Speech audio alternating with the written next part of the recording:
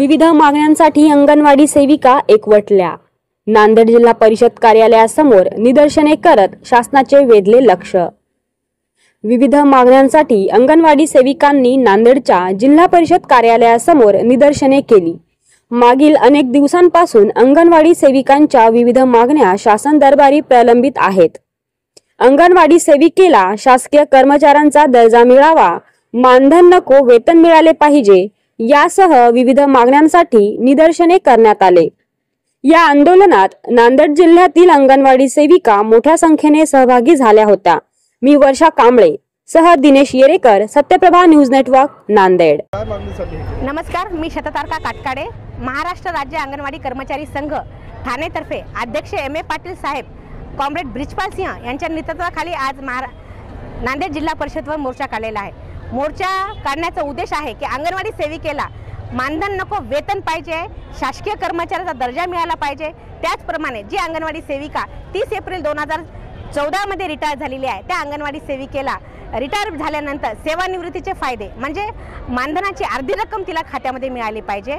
दुसरी गोष्ट आहे, ज्या अंगणवाडी सेविका जवळपास 20-25 वर्ष झालेले आहे त्यांना सेवा ज्येष्ठतेनुसार मुख्य सेविकाचे पद मिळाले पाहिजे। ज्या अंगणवाडी सेविका मदतनीस आहेत त्यांना थेट नियुक्ती केलेली पाहिजे। मिनी अंगणवाडी सेविका आहेत तर त्यांना अजून अद्यापही अंगणवाडीला मदतनीस मिळाली नाही आणि जो कच्चा आहार येत आहे THR तो निकृष्ट दर्जाचा आहे। या गोष्टीसाठी आम्ही इथे जिल्हा परिषदेवर आंदोलन करत आहे। यासाठी नांदेड जिल्ह्यातून प्रत्येक गावागावातून तालुक्यातून महिला आलेल्या आहेत आणि शासनाला मला हेच सांगायचं आहे की जर समजा अंगणवाडी सेविकेला न्याय जर नाही मिळाला तर याच्यानंतर आंदोलन आमचे तीव्र होईल। आम्ही आंदोलन करत काय मागणी आमच्या इथे मागण्या आहेत। सर्वप्रथम महाराष्ट्र राज्य अंगणवाडी कर्मचारी संघ ठाणे ब्रिजपाल सिंग एम.ए. पाटील सर आणि राजेश भाऊ यांच्या नेतृत्वाखाली हा मोर्चा इथं जिल्हा परिषदमध्ये आणण्यात आलेला आहे। आमच्या मागण्या आहेत, सर्वप्रथम मागण्या आहे शासकीय दर्जा मिळाला पाहिजे, ग्रॅज्युएटी मिळाली पाहिजे, पेन्शन लागू झाली पाहिजे। ज्या वेळेस अंगणवाडी सेविका रिटायर होते त्यावेळेस तिचा आर्थिक बदल खूप होतो, तर त्यासाठी तिला कमीत कमी जगणं एवढं मानधन तिला पेन्शन म्हणून मिळाला पाहिजे।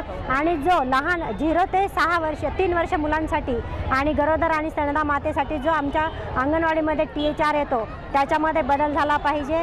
या मागण्या घेऊन आम्ही इथं जिल्हा परिषदेमध्ये आलेलो आहोत आणि हा मोर्चा काढण्याचा एकच हे उद्दिष्ट आहे की आमच्या मागण्या सरकार दरबारी पोहोचल्या पाहिजे आणि सर्वांनी त्याच्यासाठी पाठपुरावा केला पाहिजे आणि विधानसभेमध्ये या पूर्ण मागण्यासाठी आवाज उठवला पाहिजे। यासाठी आम्ही हा मोर्चा दखल घेतली नाही तर पुढील भूमिका काय असेल? ज्यावेळेस जर सरकार आम्ही इतकं तीव्र आंदोलन करणार आहोत, त्यामध्ये आत्मदहन जरी करायचं काम पडलं, सर्वप्रथम तर आम्ही उपोषण करणार आहोत, त्यानंतर साखळी उपोषण, जलभरो आंदोलन आणि त्याच्यावर जरी आमचं हे नाही झालं तर आम्ही सरळ आत्मदहन करण्याची सुद्धा आम्ही तयारी ठेवू।